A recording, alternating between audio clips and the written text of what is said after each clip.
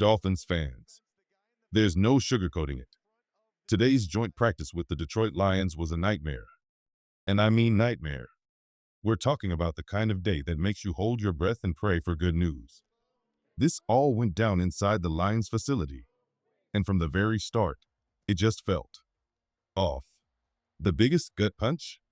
An injury scare that could have been a season-shaking disaster. It started when Miami Herald reporter Isaiah Smalls, who's been on the ground in Detroit, shared that rookie pass rusher Chop Robinson went down hard while chasing a loose ball. The play began when linebacker Jordan Brooks punched the ball out of David Montgomery's hands. In the scramble that followed, Chop dove for it and stayed down. That's when the tension really set in. Jalen Phillips, who wasn't practicing today, and defensive coordinator Anthony Weaver rushed over to check on him. But the scene got even worse. Robinson didn't get up. Trainers came out. Then came the cart. His head was down as they drove him off. And if you've watched enough football, you know that's usually a very bad sign. Now, before we get to the latest news on Robinson, let me just say this. If you live and breathe Miami Dolphins football like we do here, make sure you're part of our community. Before we get to the latest updates, subscribe to the channel, hit that like button, and don't forget to ring the bell icon so you never miss breaking news like this. All right, let's get back to it. When I first saw him leave the field, I'll be honest, my heart sank. I pictured the worst case scenario. Towel over the head. Season over before it even begins. But here's where things take a turn for the better. Roughly 3 hours later, just as we were about to start filming, Chop Robinson posted an Instagram story saying simply, "I'm good, y'all." It's not an official medical update yet, but for a team that's seen more than its fair share of injury heartbreaks, that single sentence felt like a deep breath of relief. Thankfully, Dolphins fans, it looks like we just dodged a major bullet. Shortly after the incident, Chop Robinson himself jumped on Instagram to respond to Adam Schefter's post about him being carted off. His message? "I'm good. Not anything crazy." Hearing that once was reassuring. Hearing it twice? That's the sound of panic levels dropping across Dolphins Nation. Now, we still don't know exactly where the injury occurred. Upper body, lower body, or somewhere in between. The details aren't clear yet. But one thing is certain. Robinson is telling everyone it's nothing serious.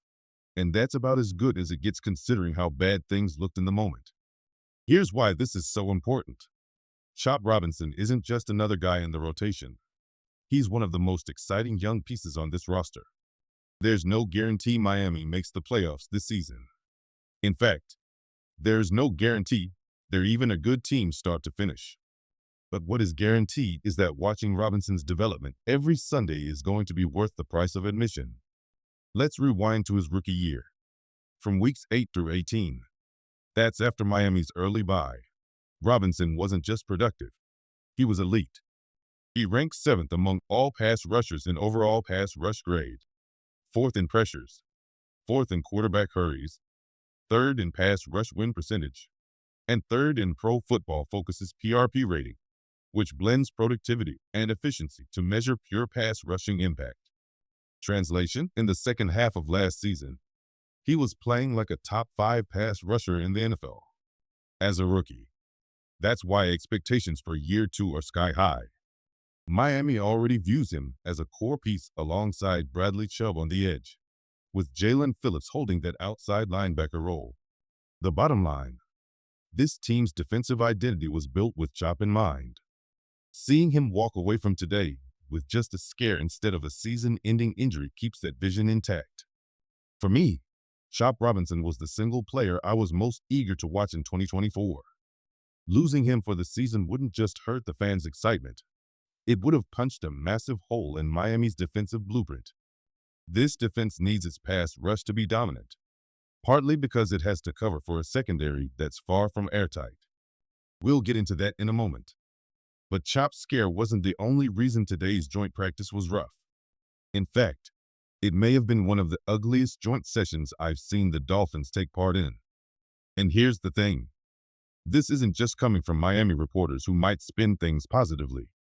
These are straight from Lions beat writers who were on the field, watching it unfold. Colton Kunkey put it bluntly. One of the most lopsided joint practices I have ever seen. Lions dominated both sides.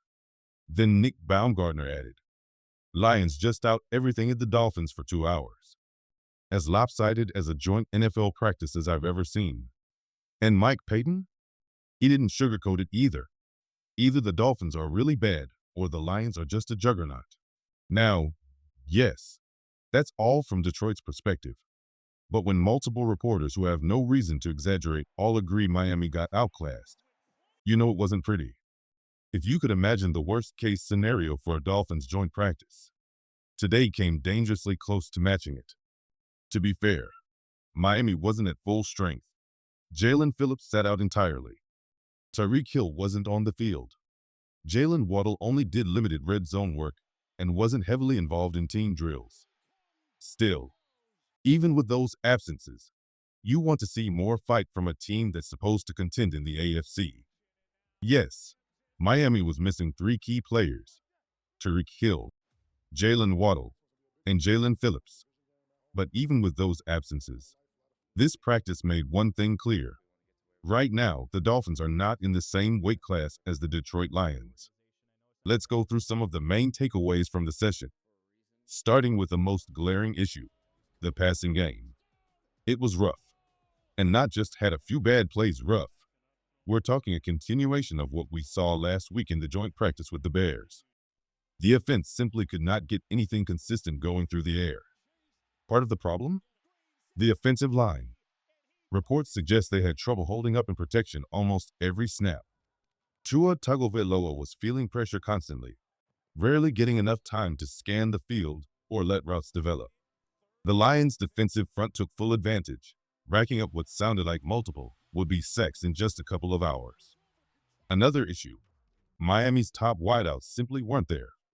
Without Hill and Waddle, the Dolphins' receiver group was led by Malik Washington, Nick Westbrook-Ikhine, and River Crocraft. Solid depth players? Absolutely. But those guys are best suited as your WR3, WR4, and WR5. Not your primary options when your offense is built around 2 elite receivers and both are absent. The drop-off in firepower is hard to hide. To be fair, Detroit's defense is legit. They're physical, disciplined, and deep. But based on both Lions and Dolphins beat reporters' accounts, this wasn't a close, hard-fought battle. This was lopsided. And that's a concern, because it's one thing to lose some reps in a practice, but it's another to be completely overmatched. Takeaway number 2. Miami's secondary got absolutely lit up. And honestly, this was my biggest fear for months. The Dolphins didn't draft a cornerback high in the draft. They didn't go out and sign a proven veteran to shore up the back end. And then they traded away Jalen Ramsey. That's a dangerous combination. And today, it showed. The Lions' star receiver Amon-Ra St. Brown had his way with everyone in aqua and orange. If you ranked every player on the field, both teams, both sides of the ball, from best to worst, St. Brown would have been sitting comfortably at the very top. He worked Mike Hilton. He worked Jack Jones. It didn't matter who lined up across from him. St. Brown was winning his routes, creating separation, and making plays look effortless. And when your pass rush isn't getting home fast enough, that kind of dominance in the secondary matchup is a recipe for trouble. This isn't just about one bad day. It's about a defensive backfield that might not have the talent or depth to handle elite receivers over the course of a full season, especially if Miami's front 7 can't consistently create pressure. Amon-Ra St. Brown didn't just beat Hilton and Jones. He went after Storm Duck, too, and it was the same story. This is a top 5, maybe top 7 receiver in the league, and one of the most productive playmakers in football. So yes, it's not shocking that he had success, but it's still a glaring spotlight on how thin and vulnerable Miami's cornerback group is right now. I posted earlier during practice that the Dolphins secondary was getting torched, and that wasn't an exaggeration. The team still has around $11 million in cap space, yet they've made no move to bring in a proven veteran like Stephon Gilmore or Asante Samuel Jr. instead. They've gone into camp with this group of starting corners, and it's showing. Storm Duck has intriguing upside. Mike Hilton is a capable slot option to replace Kader Kohu. But let's be honest, this unit needed help months ago. Ever since Kendall Fuller was released, the cornerback depth chart has been in decline. Ramsey's gone. Kohu's been hurt. The team let veterans like Jordan Poyer and even longtime leader Javon Holland walk. And while safety might be fine, corner is a different story. Even if Jalen Ramsey were healthy and playing right now, I'd still say this secondary would be average at best. Without him, they don't even have a true CB1, let alone a reliable CB2. That's a problem for a defense trying to survive in an AFC loaded with elite passing attacks. And unless the front office acts fast, it's a problem that won't go away on its own. I'll admit it. When Miami brought in Zach Wilson during free agency, I was intrigued. I've always thought he was a fascinating talent. Coming out of BYU, I genuinely believed he could become a top NFL quarterback.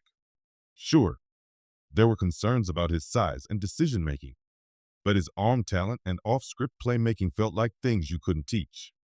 So far, that potential hasn't translated into consistent success. And after today, I'm not convinced it ever will. Coming off an up and down preseason outing against Chicago, Wilson followed it up in joint practice with a rough performance.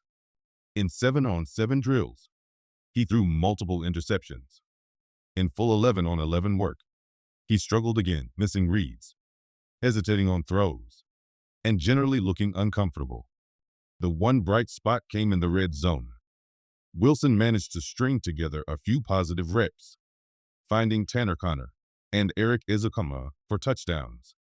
That stretch showed glimpses of why the Dolphins took a chance on him in the first place. But outside of that, the inconsistency was glaring. The concern here is simple. If Tua Tagovailoa misses significant time this season, Miami's offense could find itself in the same position it did last year when the backup quarterback situation became a revolving door of struggles. Wilson has the raw ability, but unless he finds a way to put it all together quickly, this team's hopes may rest entirely on keeping Tua healthy for all 17 games. To be fair, I do think Miami's current backup duo is an upgrade over last year's group of Thompson, Boyle, and Huntley, but probably only by a small margin. It's not the kind of improvement that makes you feel truly comfortable if QB1 goes down. Let's wrap things up on a more optimistic note. One bright spot from camp so far has been the running game, and Devon Achane continues to look like a star in the making. Against Chicago last week, he had just 3 carries for 22 yards. But every run showed why he's so exciting. Quick bursts, patience at the line, and sharp cuts that instantly turn into positive yards. Today, he was just as electric. Reports out of practice say no Lions linebacker could stay in front of him in passing drills. And that's exactly what you'd expect from a back with his speed and route running skills. He also broke off several chunk plays on sweeps and tosses, using the edge blocking to his advantage. We've been critical of the offensive line's pass protection earlier in camp, but their run blocking has quietly been a strength. Patrick Paul is a force in the ground game. Jonah Jackson and James Daniels excel in moving defenders off the line. And center Aaron Brewer has the athleticism to get to the second level with ease. If Miami's passing attack continues to sputter in these joint practices, it wouldn't be shocking to see this team lean into a run-first identity, at least early in the season. With a strong trio of running backs and a line built to create rushing lanes, it might actually play to their advantage. It's still early, and it's important not to overreact. But for now, the ground game looks like a legitimate weapon in the Dolphins' arsenal.